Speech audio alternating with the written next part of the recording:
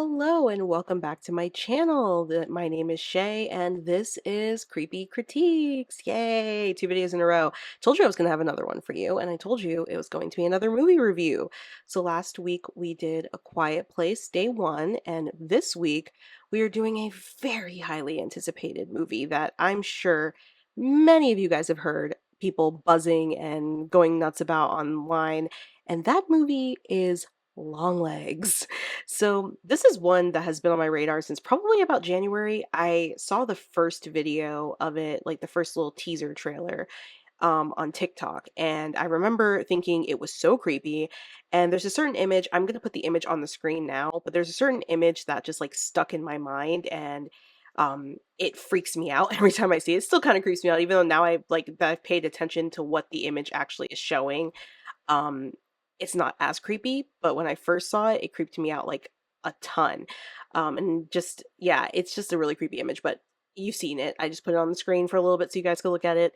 But yeah, this is a very interesting movie, very I think it's going to be a very polarizing one, and we're going to talk about it. So I just wanted to start off the video introducing what movie we're going to be talking about. And next week, we're going to kind of get back to business as usual. We did get another Halloween Horror Nights announcement.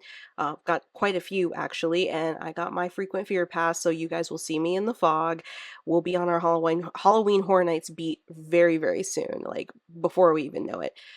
But we have a very, very popular, very, very highly anticipated, and super exciting movie to talk about today. So let's get into this creepy critique.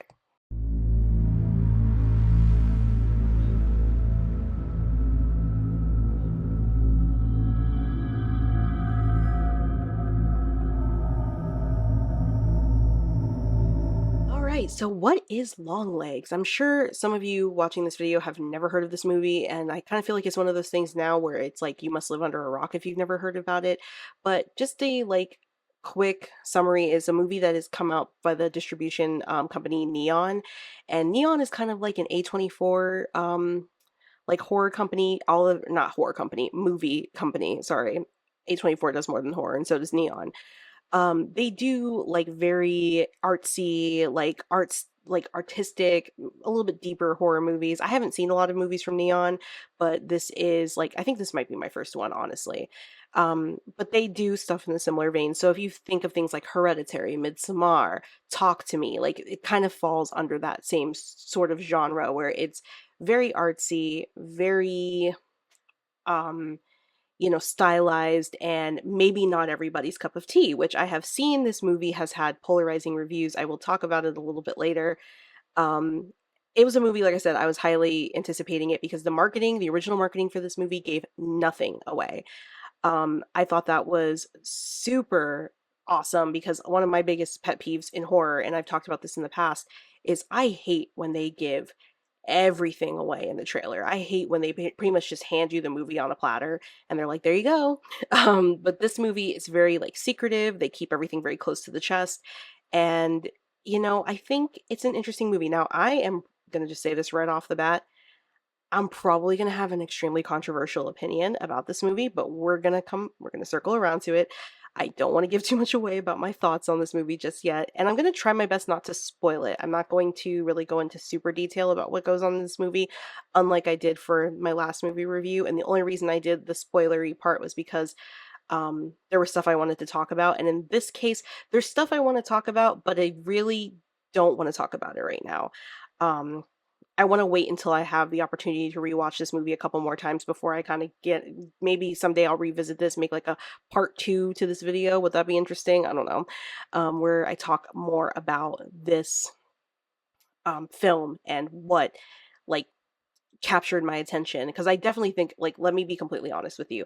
I was up until 3 in the morning the night before on the phone with one of my best friends, and I woke up at 7 in the morning and could not go back to sleep. I kept trying to take a nap, and I will say this, my brain was not in the position it needed to be in to take in a movie like Longlegs. That is totally on me. But I do have some opinions, and as I've listened to differing viewpoints regarding the movie, I've kind of figured out why this movie was an iffy one for me. Not a bad one, but an iffy one. So let's get started with a little bit of basic facts. So the movie is called Long Legs, obviously. It came out last Friday, 7/12. By the time you guys see this, it'll be like Thursday. But it came out on the 12th of July and it is currently in theaters. It was directed by Osgood or Oz Perkins. I've seen it listed both ways, but on the movie, like the actual movie credits, it's Osgood, who's also the son of Anthony Perkins from Psycho, Norman Bates. So, and he's apparently done quite a few horror movies, which I'm definitely gonna have to check out his horror movies because I do like his style of directing. Absolutely. And I also think he was in Legally Blonde too. I will look that up. I will fact check that, but I also believe he was in Legally Blonde as well. So, what a resume this guy has. It also stars Micah Monroe, Nicolas Cage, and Alicia Witt, and quite a few more people, but those are like the notable people that we have here. The critical reception is again a little bit divided. It has a 7.4 out of 10 on IMDb and 87% on Rotten Tomatoes. So here is the synopsis for the movie. FBI agent Lee Harker is assigned to an unsolved serial killer case that takes an unexpected turn, revealing evidence of the occult. Harker discovers a personal connection to the killer and must stop him before he strikes again. All right. Yeah, interesting premise for a movie. It's um very cool.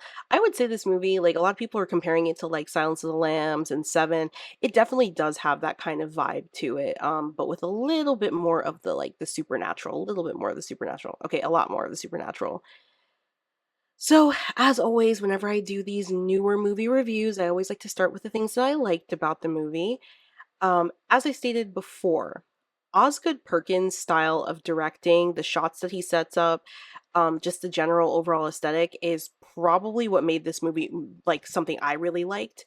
Um, it's very stylish. It's a very stylish movie, but it's like a sort of an unsettling, creepy. It's like the hot goth girl at the bar, but you know, you go to her house and she's got a little bit of like bones and like dehydrated bugs and stuff like that. Like it's kind of giving that vibe. It's a very beautifully shot movie. I loved how it's had moments when, especially when it would go into like the flashbacks or like the crime scenes, it would kind of just like turn into this like old school style, like the square in the center. I don't know how what that's called. I'm not a film person. I just know that I've seen that in other movies and I think that's such a cool little trick.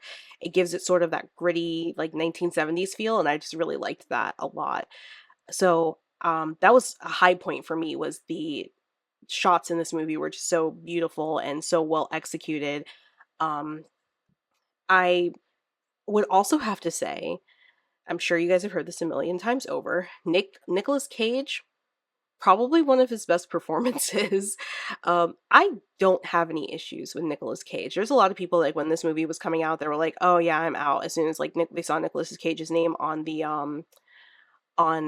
the bill, but I've never really had a problem. He's hit or miss for me. I mean, I love him in a lot of stuff, but then there's also some stuff that he's in that I'm just kind of like, obviously, he's a great spider noir, and I loved him in Willy's Wonderland. Those are just the two I'm thinking of off the top of my head.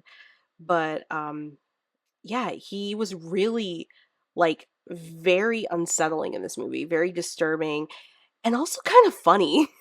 Like, I'm not gonna give it away, but the last shot in this movie was like the last like scene in this movie literally made me like laugh.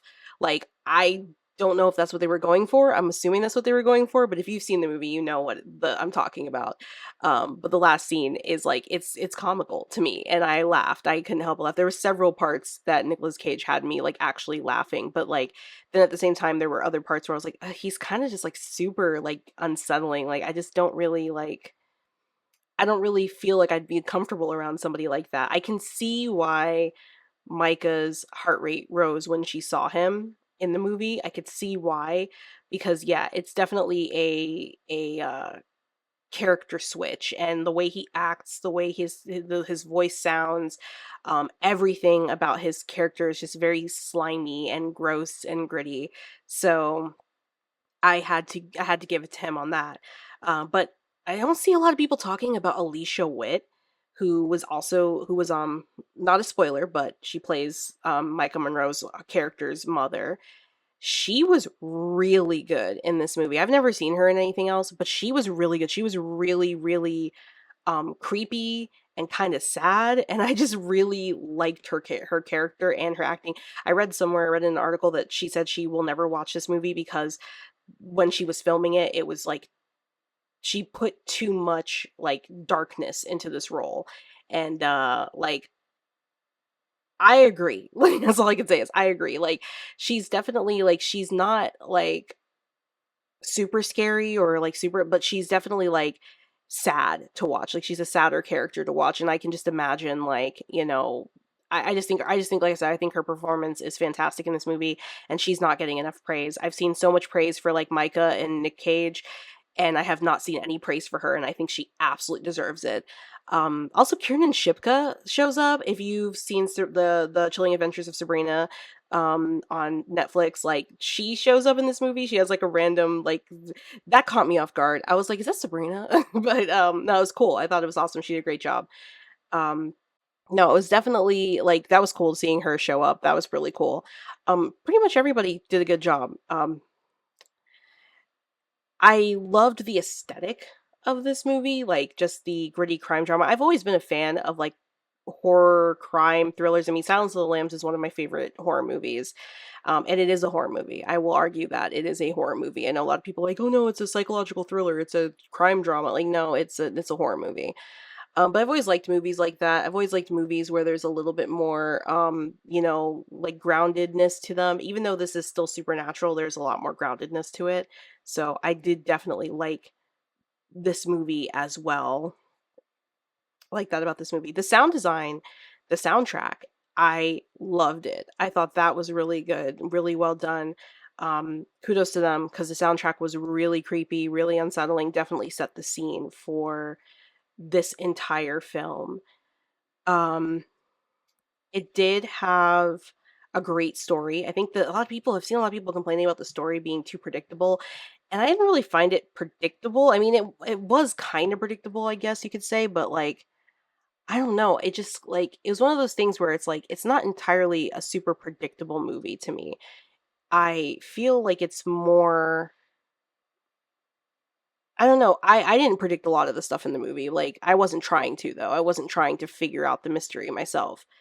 Um I feel like it's a very interesting take on like a serial killer story, mixing it with demonic influences and like kind of the uncertainty of how are these crimes happening. Like this isn't really a spoiler because you know it's about the serial killer, but it's just like the serial killer isn't actually doing the killing himself. The families are doing it themselves. So it's just kind of interesting, and the mystery to that is very compelling and makes it for like a very interesting watch. Like you're just pretty much sitting there and you're like really, kind of like, okay, I want to like know where this is going. Even if you kind of have an idea where it's going, you want to know where it's going. It did have, and I've heard people say this because a lot of the complaints against people that didn't like this movie is, oh, well, you just don't like that there was like it was a super like tense movie and you had to pay attention. I did like the tension in this movie. We will when we talk about the bad things about this movie or things I didn't enjoy about this movie, we'll get into some of my critiques there, but I did think the tension was very good in this movie. There were a lot of moments where I was like very focused and I was very locked in. I never felt on the edge of my seat in this movie, but I definitely felt locked in. Like I was like, all right, I'm paying attention. I'm locked in, like I know what's going on. Um, I also feel like there are a few movies, few horror movies that I have seen in the past that I kind of felt iffy about, or I wasn't crazy about them when I first watched them, and it took me like a couple of rewatches to end up like really liking them. And I have a feeling this is going to be one of them. I didn't hate this movie; it is high up on my list, but um, I think it's one that I'm going to have to rewatch several times before I really like can say it's like one of my favorites. Because it definitely has some interesting choices that were made. And I hate being that person, especially when it's something that's so beloved, with the exception of the movie Barbarian and Late Night with the Devil, which I will never make videos about either of those movies, but here we are. Here we are. I think that, things can be looked at objectively, and this was definitely not a movie that I hated, but there were things that I didn't like about this movie. So, what didn't I like about Longlegs? Can you imagine someone finding something wrong with Longlegs? I did. Trust me. All right. My first dislike thing about this, I'm gonna try to be as nice as possible because I don't like being a hater. Um, I don't like being like an absolute like hater, but I have never liked Micah Monroe as an actress and especially as a lead actress.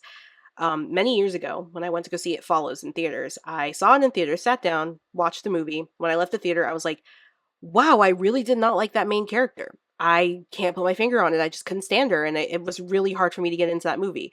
I eventually watched it a couple more times. I ended up really loving the movie, but my problem with that movie has always been Jay, the main character, Micah Monroe.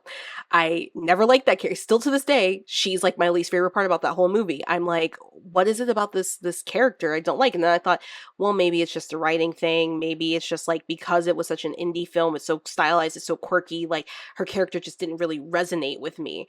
And then I watched Watcher or The Watcher, or however it is. It's a movie about a woman who moves to Romania with her, I think it's Romania, with her husband, and she believes that they're being spied on. And I couldn't stand that movie. And I've seen it several times, and every time I've watched it, I still don't like it. And then as I was watching that movie, I was like, I think it's because I don't like the main character. It's just something about her. She's not resonating with me. She's not hitting that nerve. Like she's not making me feel for her. She's not making me like her.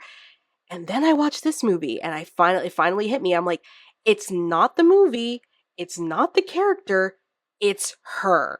Her acting, in my opinion, is very, very stiff, very wooden. And in this movie, it's even worse because her character is so meek.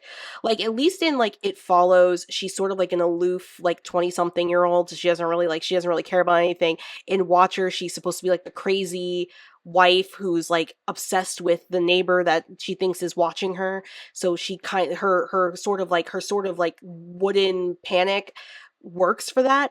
But in this movie, because her character is supposed to be the shy, meek, like FBI agent who, has this dark secret, I just felt like the entire time I was watching the movie, she was like having a constant panic attack from the start to the finish, but also like not fully like realizing that she's having a constant panic attack. I've seen so much praise for her, and you know what? If you guys think she's a fantastic actress, that's great. That's totally fine. I think it's subjective. What Who's a good actress, who's a bad actress, who's this, who's that. I just don't see her. Like when people put her on like the things of like the 2020s Scream Queens and they got her next to Mia Goth. I just rewatched Pearl last night. She's not on the level of Mia Goth. And I don't like to compare two women. I really don't like, I'm not pitting these two women against each other. Micah's her own actress. Mia Goth is her own actress. And Mia Goth, for some people, she's too much because she's very over the top. She's very like theatrical. But for the characters that she gets chosen for, it works. To me, Micah's too understated for a lot of her characters, and throughout this entire movie, I just couldn't read her character. I couldn't read her character, and it made me like want less of her. It made me keep saying like, can we move on? I was kept expecting something cool to come from her or something like, intense to come from her, and the entire time in the movie, I'm just like, she's just like she's just very bland. And I felt bad because I'm like, I don't ever like to denigrate because I know a lot of the times it's not the actor, it's the director, it's not the actor, it's the script, and I know that actors work really hard and I know that they put their whole heart and soul into everything. And from the stuff I've read about Micah, she really went all out for this role. And I'm like, if that was your version of going all out, I I don't know. And it's even worse because she's stacked next to people like Blair Underwood, who he was like amazing. Like he played off her really well. The short scene she had with Kiernan Shipka ate her up and spat her back out. Nicolas Cage's character destroyed the scenery when he walked, and even Alicia Witt's character out acted, like out like stole the scenes from her. If she's supposed to be our main character, she should not be getting devoured by all the secondary characters. And that's my issue. And I think that's her problem in a lot of the movies. In a movie like Watcher and It Follows, where a lot of it is just centered on just her and just her plight, it's a little bit easier to stomach. And although It Follows does have a lot more characters, the side characters are a lot more understated. But in a movie like this, where there's like a lot of really good actors, they're all playing roles that are not super big, but they're still big, and then she just kind of, in my opinion, she just kind of stuck out like a sore thumb. And I hate to say that again, this is not me, like, I'm not, look, I'm not an actor. I wanted to be at one point. I'm not good at it. That's why I'm here. That is why I'm here. I'm not good at acting. I did theater in high school and it was fun. That's all I need to do with my life. So I don't like to be unfair, but I just felt like, especially because people were praising her performance, I was expecting something so different. I was expecting her to make me feel like for her character, to make me fear for her character. And then like I sat down and I watched it, I said, I don't even know what she's feeling half the time, because she has the same look on her face from the time the movie starts to the time the movie ends. She looks like she just looks perpetually uncomfortable. And I'm like, you never know what's really going on in her character's head. And that to me just kind of takes away from her character, because instead of her character like being the center focus for this movie, and you really feeling her plight, especially with how involved she gets in this case, she just falls so flat in my opinion. And I feel bad, like I've gone on for too long about this. I feel bad because I did want to like her, and with her being the lead, I felt like she should have been like the star of the show.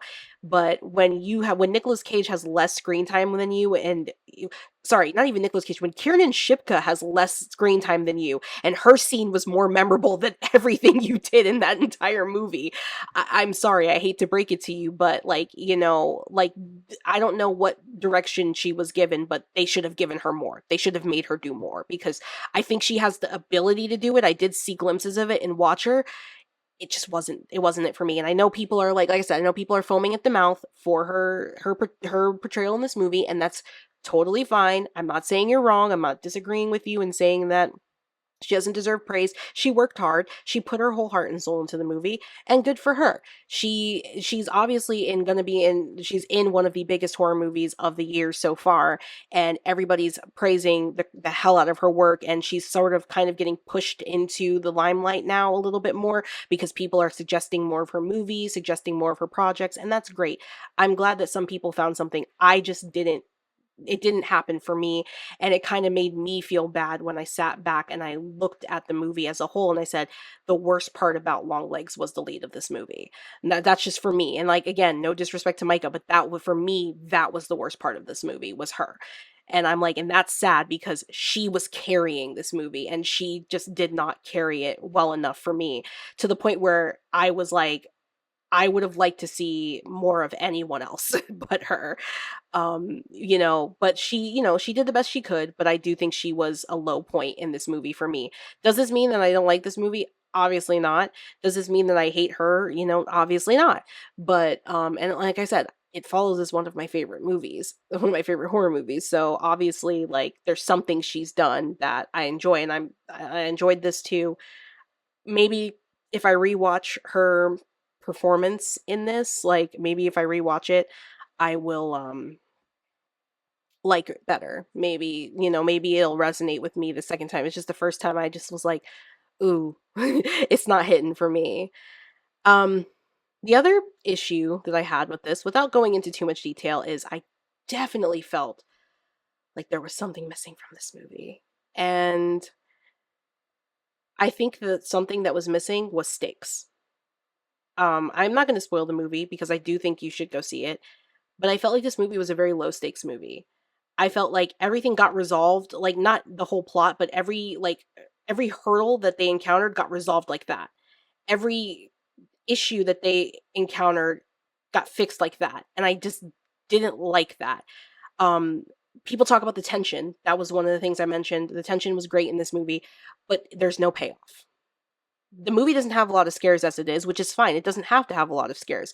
A movie to me that has amazing tense sequences is a movie like Hereditary, my favorite horror movie of all time. Hereditary has an incredibly tense atmosphere. It's incredibly edge of your seat. You're biting your nails. You're pretty much like ready to go. And this movie, like, doesn't give you that at all. Because at least with Hereditary, there's a buildup to something. There's the scenes where there's like, like we're building you up, and then we get to like maybe not a scare, but we get to a moment where it's like, okay, boom, like we've hit another piece of the puzzle. Like this movie was just nothing but like tense sequences leading to nothing, tense sequences leading to nothing, tense sequences leading to nothing. So you're like, I was never on the edge of my seat because after the first few moments of tension, I was just pretty much sitting there like, okay, everything that you're doing is going like is not going anywhere. It was the same thing as like someone said this on Threads, which is the app I use the most, that they spent so much time trying to hide Nick Cage that I almost felt like his reveal, like the reveal of his face and what he actually looked like was like less impactful. Um it would and I think a lot of it was because of how they hid his face in the movie. There were certain scenes where you saw him but you only saw him from the side, or you saw him like in a mirror or something, and I'm like, that's great and all, but, like, at this point, just show his face because 'cause I've already seen the majority of it, and I can piece together what he looks like. It's not like they were doing, like, a genuine like, we're genuinely hiding it from him, like, we're only seeing him from the back, we're only seeing him from, like, the waist down or, like, the shoulders down. Like, in the beginning of the movie, you're only seeing him from the shoulders down, so, like, when they do that jump scare in the beginning where he, like, drops down and they don't show you his face, like, that is effective. But everything else is just, like, again, it's, like, the tension, and then when you finally do see his face, like, it's it's disturbing, I guess, but he just looks like a really creepy, culty guy, like, he doesn't look like anything super grotesque, but he's still creepy. He's still creepy, don't get me wrong. Like, I mean, I made fun of his singing in the movie, but like I wouldn't run into that guy on the street because that guy would probably sacrifice me. I don't know. Maybe not. Um, but there was like that was what I mean is there was a lot of tension and it just like didn't go anywhere. It just felt like everything was so close to being fleshed out, like so close to getting there, and then just never actually got there. And that really, really bugged me. The fact that there was no, we did not see, and well, yeah, this all spoiled for you. We didn't really see any of the crime scenes. We get a glimpse of one. That's it. That's all I'm going to give you. We get a glimpse of one crime scene. And I kind of hated that. I kind of wish we would have gotten more of that because I feel like if we had gotten at least one other crime, like to actually experience the hecticness, at the very least trying to catch Longlegs in the act would have been so much better than what we got. Um, the ending was a bit of a mess. I'm not going to give that away, but I am going to say the ending was a bit of a mess. I understood it. Don't come at me and say, "Oh, you didn't understand the ending." No, it's just a bit of a mess. It just was all over the place, and I really feel like they could have wrapped that up differently. How I don't know, but I just didn't like the way the ending played out. I thought it was kind of like a letdown overall, and I guess the biggest thing too that I didn't like about this movie was there was just not one long leg in this movie at all. There was no long legs in this movie. I mean, I was expecting like at least a daddy long legs, like maybe somebody walking by on stilts, but I'm kidding if you couldn't figure it out. I don't really care. It was just a joke. Yeah, stupid joke, but there were no long legs in this movie. So if you were thinking you were going to go see a movie where there were actual long legs, you're just going to be sorely disappointed. All right. So those are the good things, the bad things. I talked about Micah Monroe for too long because I think that was probably my least favorite part of this movie was her. It's sad to say. But yeah, I talked about that for a while. So let's get into what my final thoughts are. This is a shorter video than last week's, but that's just because I went into detail because there were parts I wanted to talk about in that one. Yeah. So I liked this movie a lot, but the real question is, did it live up to the hype that I had set up in my mind for myself? And I have to say, no, it did not. It was a great movie. It was very stylish. It was very interesting. It was very cool to watch unfold. It's not super jump scare heavy. It's not that gory. There is moments of gore, but it's not that gory if you're somebody who's like, ugh, about gore. Um, Definitely not one you want to watch if you don't like bad things happening to kids, but or if you have problems with like demon stuff, not one to watch.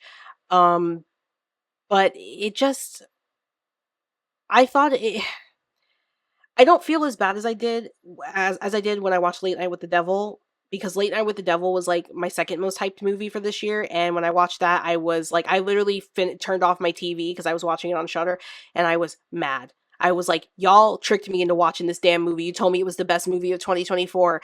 I am pissed. This movie was god awful. Like, oh my god. And that was another movie, like, just to give you a little bit of insight of the reason why I don't like that movie is it's another movie where a lot of nothing happened and they wasted some of their best moments on a movie of absolutely nothing. And again, I'm not saying that it has to be constant scares or constant constant jump scares or anything like that, but I get so tired of watching movies that set up a lot of tense situations and don't play them out. And that's what Late Night with the Devil did, but they did that to an egregious extent, like beyond egregious in my opinion, and that just made me so angry. By the time I finished that movie, I was like, "This was a waste of a Friday night for me." Um, and I didn't feel that way so much about this one, but I definitely did feel like I was like, "Ah, man, you know what? I really left this one wanting to love it." It's the same thing like Talk to Me last year. I left this one wanting to love it. I didn't hate it. I didn't hate Talk to Me either. I thought it was a great premise, but it was more like this isn't scary, this isn't disturbing necessarily, it's just sad, and that's kinda how Longlegs is it wasn't really scary, it was just weird, in a good way, but it was just a weird movie. It wasn't really scary, it wasn't really disturbing, in some places, it was actually quite comical, and that could just be me being completely desensitized to, like, horror now, but in some places, like, it actually genuinely had me trying not to laugh out loud at it, um but, and I'm not sure if that was intentional or if that was just choices that were made. Um, but yeah, it's just like it was very, very overhyped. It was definitely the most over it I will say this, it's definitely the most overhyped movie of 2024 in my opinion. Overhyped doesn't necessarily mean bad. A lot of I felt the same way about Evil Dead Rise last year. It was incredibly overhyped, but it is what ended up being my favorite movie of 2023. So, like I didn't find it as scary as other people did, but I loved it. I still had a good time watching it, and it's the same way I felt about this. I don't really find it all that scary when I read like these horror people that I follow saying that it gave them nightmares. I'm like, this is your first rodeo? This gave you nightmares. This wishes it were Hereditary because Hereditary was the last thing that gave me nightmares. This wishes it were Hereditary. It did not do it for me. Doesn't mean it's a bad movie. Just because something's overhyped doesn't mean it's a bad movie. Like overhyped just means that it has unrealistic expectations set on it that it may or may not live up to, and I truly believe this movie doesn't live up to the hype that it set itself up for. It had a fantastic marketing campaign. The marketing for this movie was insane. I loved the marketing for this movie, and I think every horror movie should market like this. But the downside is that when they do market like this, we end up setting up our own expectations, and the movie most of the time ends up letting us down. And in this case, I feel like Longlegs did let me down in that sense. However, I still really liked it. It's number 3 on my list of movies for 2024. It did not dethrone The First Omen, which is a shock. And also, controversial take, it didn't beat A Quiet Place Day 1, which is also a shock. I was fully expecting it to come and take first place, but it's not number 1 for me, but it's not dead last. It's in the middle, and we've still got plenty of horror movies that are coming out this year. I just watched the trailers for Strange Darling and Cuckoo. Um I'm more excited about Cuckoo because that one looks like it's going to be a mind freak, basically. I'm really excited for that one. Strange Darling, it's got the producers of Barbarian and Late Night with the Devil, which are 2 of my most hated movies right now. So I'm like, ooh, I don't know about that one. That one might not be it for me. But Cuckoo looks like it's going to be really creepy. Dan Stevens taking like a weird creepy role. Although I am interested in seeing Kyle Gallner and Strange Darling playing a, you know, killer because he's usually like, he's kind of like a Justin Long. He's usually like the bumbling sidekick.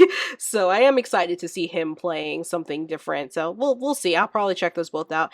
The movie I'm the most excited for yet, though, I gotta wait all the way till the end of this year. I gotta wait all the way till Christmas, and that's Nosferatu. So we have all the way till then to see, because I have a very strong feeling Nosferatu is going to be my favorite horror movie of 2024. I just have a very strong feeling. Robert Eggers is such a good director, and the movies that he puts out are really, really stylish and cool. So I'm really excited to see what he does with Nosferatu, because Nosferatu, of course, is a classic. And Bill Skarsgård as Nosferatu, like Willem Dafoe, Nicholas Hoult, Lily Rose Depp, like I sign me up. I'm here. I'm ready. Let's go.